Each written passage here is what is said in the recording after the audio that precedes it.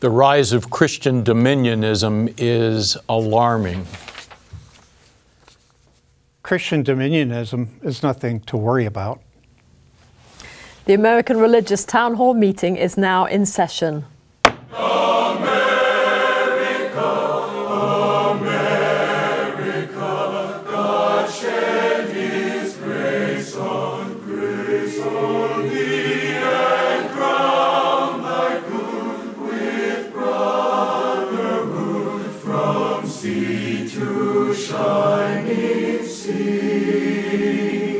Welcome, friends, to the American Religious Town Hall meeting, where the discussion of religious, political, and social issues is meant to promote the cause of religious freedom and to help us better understand each other. And now, here is your host and moderator. Welcome, viewers. Thank you very much for joining us today for today's program. My name is Andrea Luxton. I am president of Andrews University in Berrien Springs, Michigan. And it is my pleasure to be the moderator today. I would like you to meet the other panelists. I'm Tom Plumley. I'm the senior minister at First Christian Church in downtown Fort Worth, Texas. We're a part of the Christian Church Disciples of Christ. Hi, I'm Dan Levin. I'm the senior rabbi at Temple Bethel in Boca Raton, Florida. Hi, I'm Carl Troval. I'm professor of ethics and history at Concordia University in Austin, Texas. Hello, my name is Mel Robeck. I'm Senior Professor of Church History and Ecumenics and Special Assistant to the President for Ecumenical Relations at Fuller Theological Seminary in Pasadena, California. I am also an ordained minister with the Assemblies of God. And now to today's topic. In the first chapter of the book of Genesis, the Bible's first story of creation, God creates human beings on the sixth day and gives them responsibility for the care of the rest of what God had created. Several English translations use the term have dominion as the active portion of this command. Most have been taught that this command is a call to good stewardship and responsible care for creation. But there is a rising movement, in American Christianity at least, of people who interpret God's mandate in this verse to mean to govern or to rule. This has led to a rather quiet movement called Christian Dominionism. By having dominion, these people believe that Christians, and particularly Christian men, are called to rule all aspects of American society, from religion to entertainment, from government to business, from education to family. Though most dominionists are less blatant about it, George Grant, a minister and church planter in the Presbyterian Church in America, put it this way, quote, "It is dominion we are after, not just a voice. It is dominion we are after, not just influence. It is dominion we are after, not just equal time. It is dominion we are after, world conquest. That's what Christ has commissioned us to accomplish." Dominionism appears to be a term covering a wide spectrum, from a simple, strong Christian nationalism to outright theocracy, and in Grant's words, world conquest. Some dominionists, like Texas Senator Ted Cruz, believe that government could or should be reduced to virtually nothing. Cruz speaks, for example, of getting rid of the Inland Internal Revenue Service and deregulating most, if not all, things. This all works as the thinking goes because good Christian men oversee everything and will take care of everything and everybody. Well, we wonder what our panelists think of this movement. So a few questions. Where do you see and hear dominionist ideas, and how widespread really is the movement? What are the prospects for democracy in a dominionist worldview? And is there room at all for non-Christian religions? Those are our questions, and I'm going to return to our panelists for their comments. Tom. Thank you. I've got to admit, of all the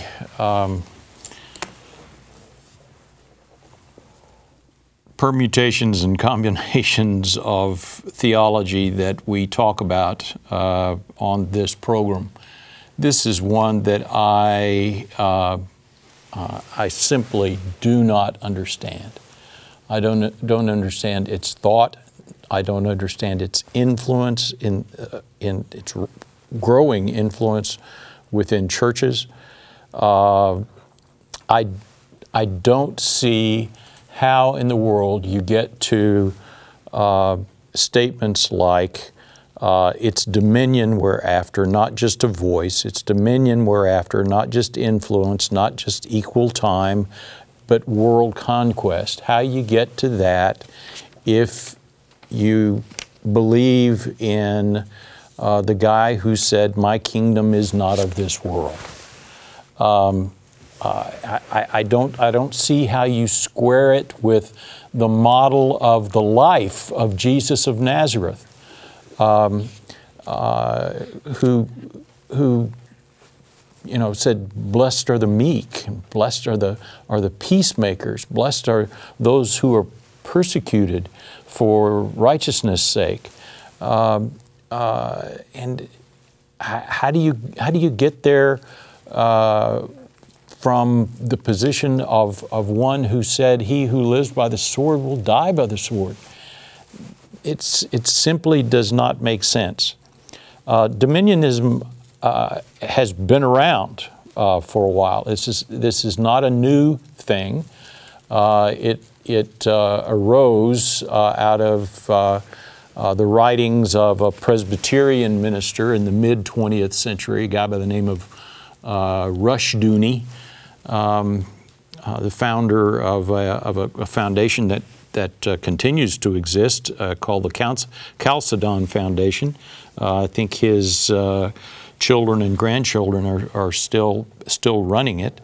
One of the questions you asked,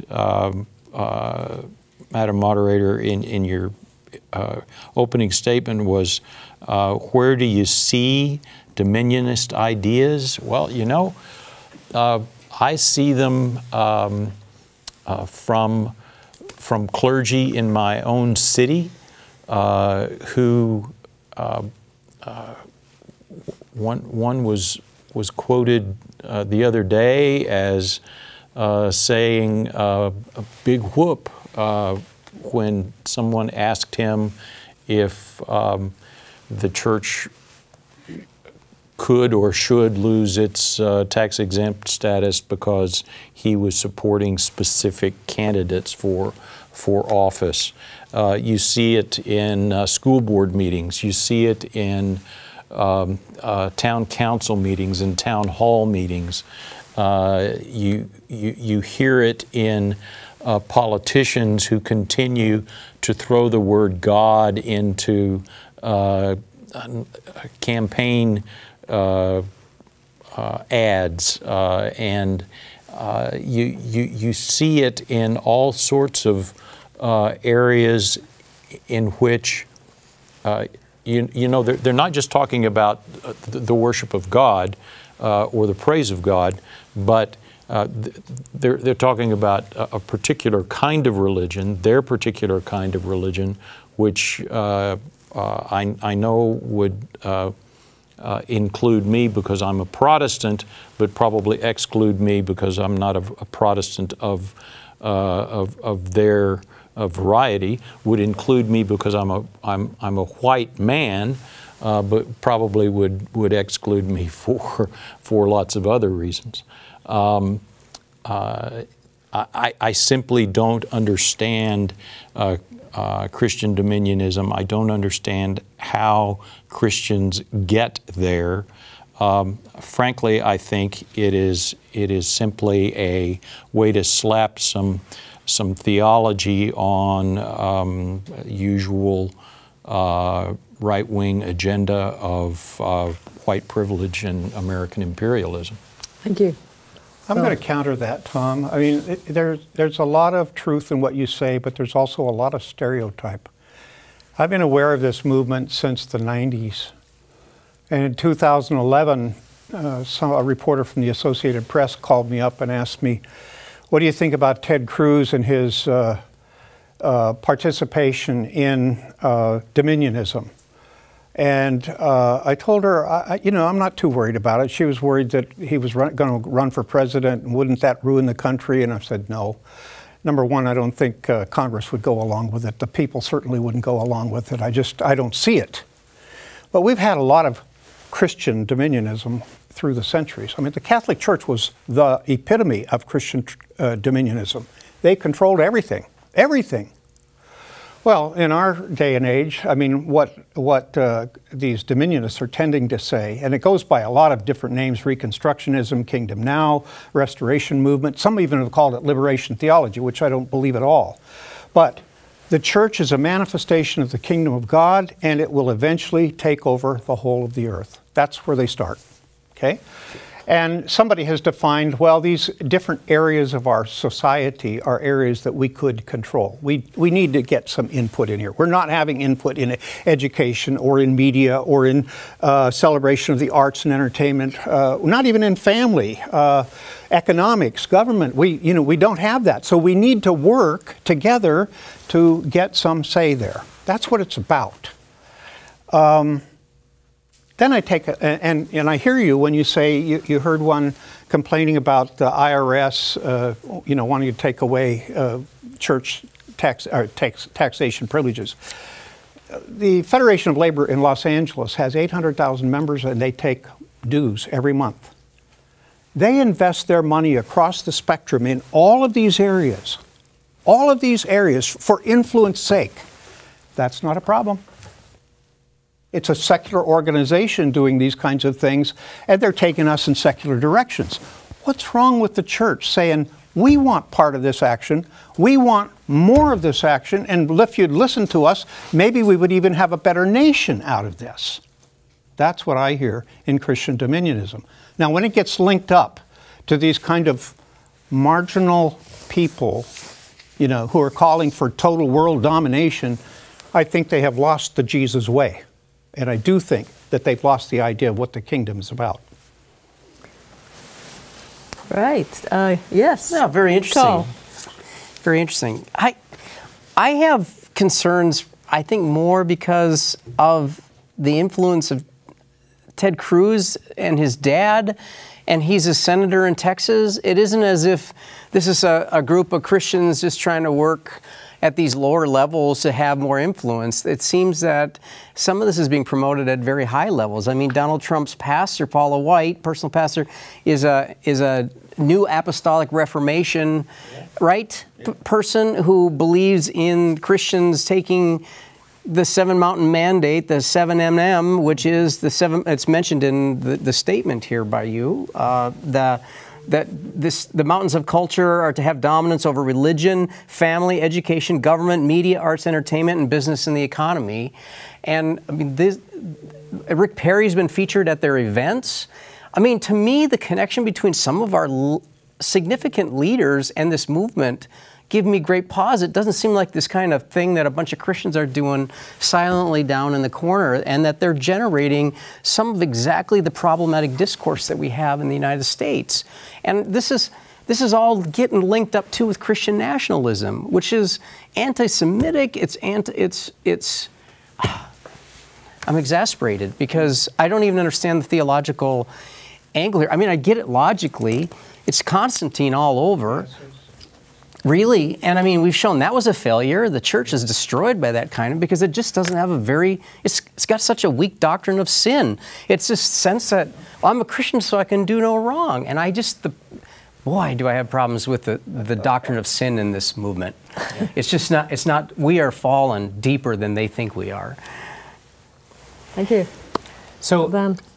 I think in major world religions, there is a trend to want to spread the doctrine, yes. And sometimes that interest in spreading the doctrine drifts into we need to impose the doctrine.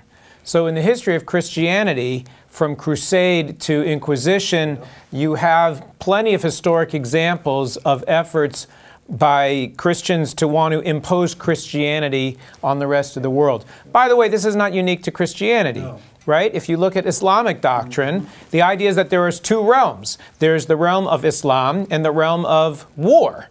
which it does not mean that you need to perpetrate war. It's literally understood of the realm that will one day be Islamic. Now, how it becomes Islamic and all those other things is open to a lot of debate among Muslim scholars, and I'm certainly not one of them. But the idea that a religion would say, I want to have my religion spread all over the world is not a new or even necessarily a controversial idea. The question is, how do you spread that idea? So Gandhi taught in his teachings about satyagraha that the way that you understand a truth is when you denude it of violence. Because it is only in a non-violent, open setting that a truth can stand on its own and then be judged that way. That when you impose by force a particular truth, you can no longer determine the truth value of what it seeks to assert. And I think that the dominion of any idea should be one that takes over the world because it is the most inspiring and compelling truth that we could name. And so when we take a look at the idea, a truth, the idea that every single human life is of infinite and holy value, which is an idea that I think has more or less taken over the world in most places. Why is that the truth? A truth that extends from Jewish tradition that is then adopted by other traditions is because it rang true. And the way that ideas should take dominion is because they ring true, not because they are imposed by force on people who may or may not accept that as truth. Thank you. Right. One of the things that bothers me about this movement is the repainting of the Christ into a very American, virile, militaristic, masculine,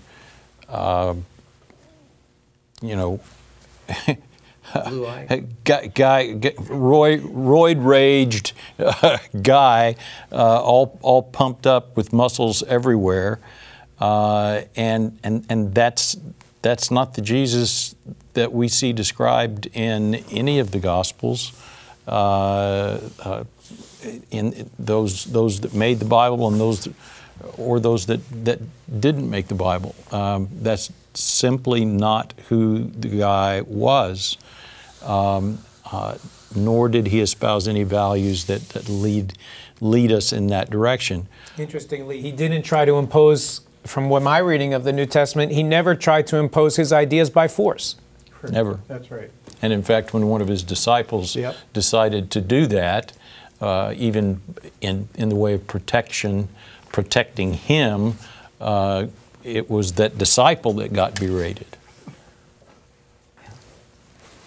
So Mel, could I go back to your comments? Yes. So you're saying you're not worried about this because you think it's just another piece of the whole spectrum, and therefore it's not a big risk. What impact has it had on our society? Have you seen any impact on it? Other than the rhetoric that you hear from a few people, it's not affecting the way we do our politics or our legal system or anything. I don't see it. Well, I would say that with respect, if we weren't in a time where you were seeing a rise of political violence, if we weren't in a time where you were seeing a massive surge in anti-Semitism, I would say, yeah, well, then, people can spout off what they want to spout off. But I think that if you take prominent political leaders and you add to that a culture that is exceedingly violent, and you are seeing a surge in anti-Jewish sentiment and anti-immigrant sentiment, well then I think, yeah, you do have something that you probably need to worry about there. Yeah, and I hear this and see this in dozens of churches around my part of the world. Well, Ted Cruz has nothing to say to California. Well, that's true. But I mean, the weird thing, though, is that this gets connected up with the policies, the libertarian policies of abolishing the IRS and abolishing, right, and the power grid issues in Texas. I mean, it's so weird. And then you have Boebert in Colorado talking about eliminating the separation of church and state. I mean, there's this. It's just bonkers to me. I don't even know what to make of it. I get it that people get in their own little religious systems, but it it goes so against how I was raised about what it is to be a faithful Christian in America who follows Jesus. And yet it seems to have some level of support. And why people buy into it is another question. But we're going to take a break. We'll come back. We hope you're enjoying today's program. If you'd like to learn more about the American Religious Town Hall, please visit our website at americanreligious.org. That's americanreligious.org. There you can read about the vision and history of the program, and we invite you to become a ministry partner, explore our Town Hall Estates healthcare facilities, and view past programs by clicking the appropriate menu buttons. Each week, we look forward to receiving your letters. You may write us at the address shown on your screen. Send your letters to American Religious Town Hall Meeting, P.O. Box 180118, Dallas, Texas 75218. If you have a prayer request, please send it to prayerrequest@americanreligious.org. Thank you for writing and thank you for watching. Now, back to today's closing statements. Welcome back to today's program, and we are moving into the closing comments of our panelists. Thank you. I'd simply close by saying, as much as I have railed in this program against Christian dominionism, I want to say that I believe they're doomed to failure because of historical precedent that has shown this stuff doesn't work, and that ideas are spread because they make sense and not because of power issues. And coming out of the Christian story, they're doomed to failure because they've chosen the way of Peter in the Garden of Gethsemane and not the way of Jesus in the Garden of Gethsemane. Thank you. Yeah, I would agree with you, Tom, completely. And I think that connected with that, I mean, honestly, it's an authoritarian movement, not a democratic movement at all, if we're going to look at it also in that way. I think one other piece that's also troubling to me is that they have a sense in the movement, too, of this sense of immediate revelation, that they can get new revelations from God about what God wants them to do in the world, at least as I understand. And that always becomes, to me, a little frightening, and I realize that even as I say that, I know, Mel, you come out of a tradition where people are inspired by the Holy Spirit and speak in tongues and prophetic voice.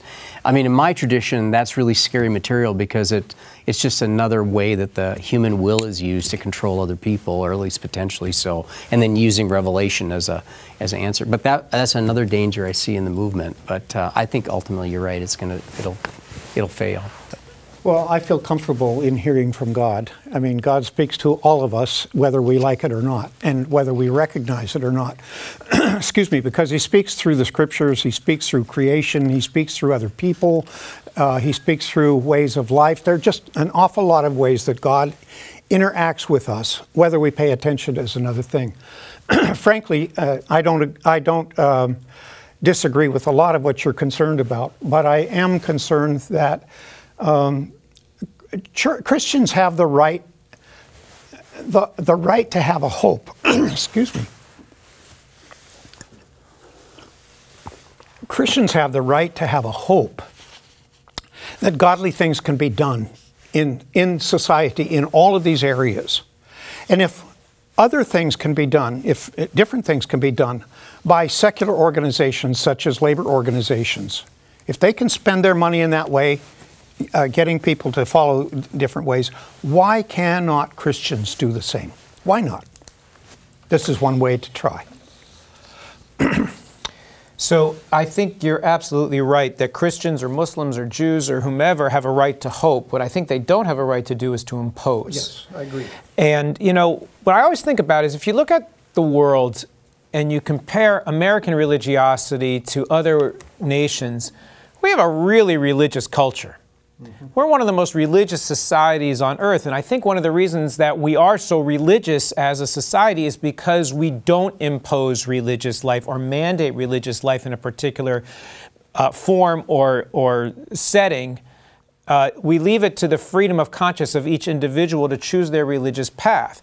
You take a look at societies where religion is imposed by the state in a particular brand, those societies are far more likely to inspire religiosity than a society like ours that embraces the freedom that we share.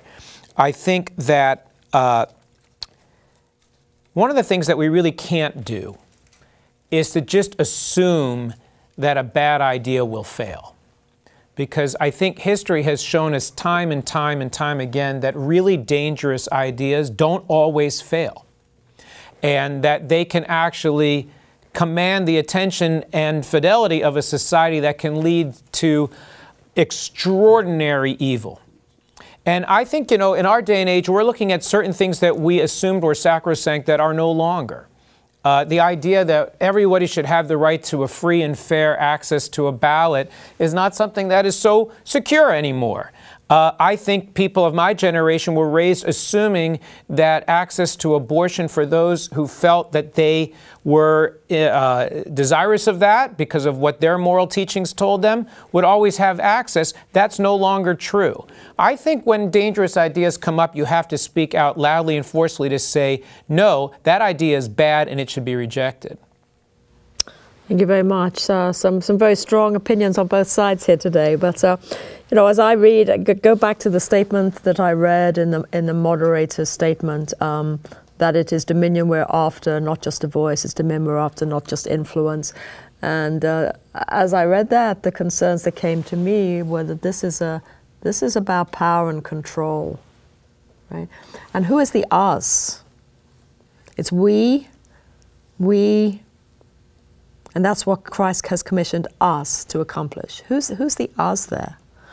And how exclusive is that? It seems to me that this is an elite us. This isn't an inclusive us. And to me, the church is about inclusivity. It's about multiple people coming to the table with many gifts, and that's where your strength comes from, is in that multiplicity of voices and ideas and so on. Now, I guess I'm imposing my view now on what I believe a Christian community should be. But this exclusiveness to me is what becomes dangerous, because that is when power and control can be used inappropriately. The Charter of the American Religious Town Hall provides that Roman Catholics, Protestants, Jews, educators and others may appear on this program and can declare their beliefs without hesitancy.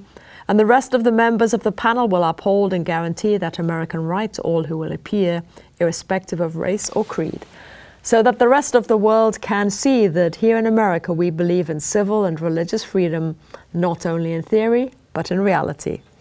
So now, friends, until next week at the same time and over the very same channel, the American Religious Town Hall meeting stands adjourned. And may the God of all of us bless all of you.